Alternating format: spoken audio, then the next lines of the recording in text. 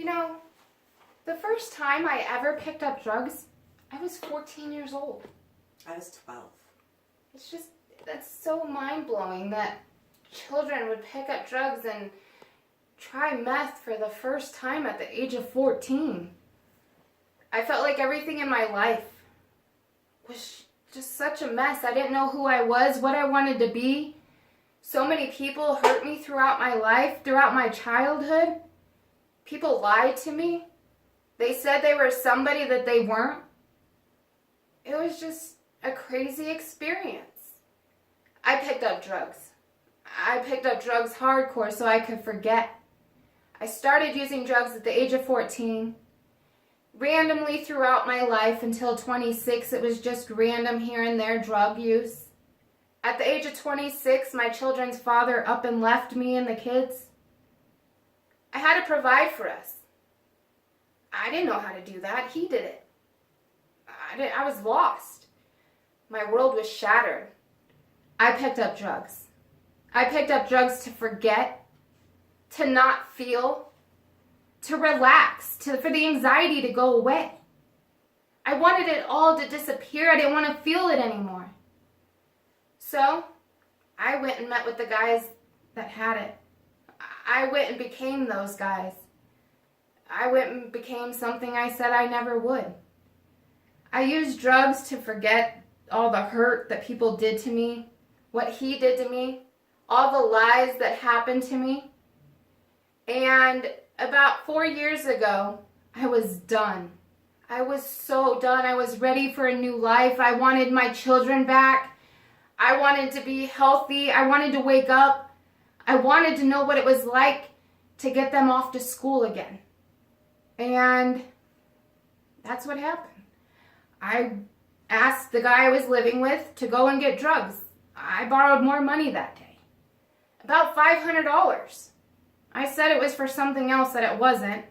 And it was supposed to all go to heroin that day. Well, he left. He took my vehicle. And he didn't come back.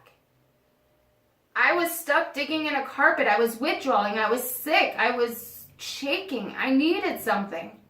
I started picking up rocks off the floor, putting it on tinfoil and trying to smoke it. Didn't work. I finally looked up in the mirror that were the sliding glass doors of a closet, and I saw her. Who is that? Who is she? What is she doing? And that's so disgusting. That's disgusting. You don't even look normal. You look sick. You're gray. You're skinny. I didn't want to be her, so I looked up and I said, give me one sign. I don't pray. I don't talk to God, but give me one sign, one thing. Please show me what to do. There was a voice, and that voice saying, call your mom. Call my mom? I didn't want to call my mom. I've lied to her for many, many years, telling her I didn't have a drug problem. I called my mom. My mom was there within 15 minutes. She brought moving trucks. She brought all of my sisters, my cousins, and my dad.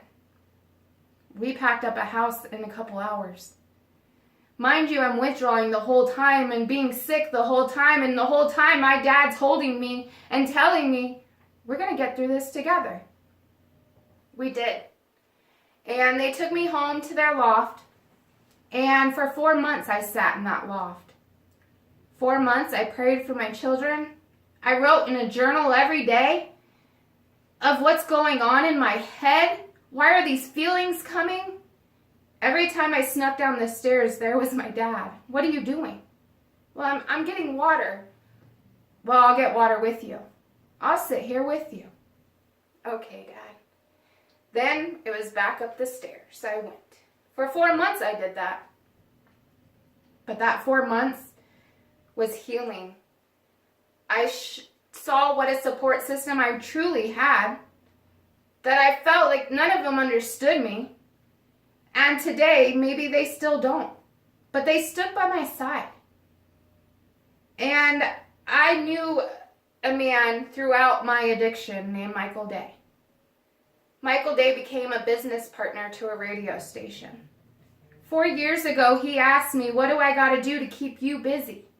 To keep you out of the drug world? I said, I need to be so busy that I can't even think of drugs, that I don't even have time to go into those bars. I don't have time to go to those flop houses anymore.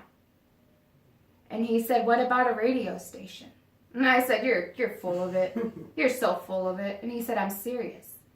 What would you do with the radio station?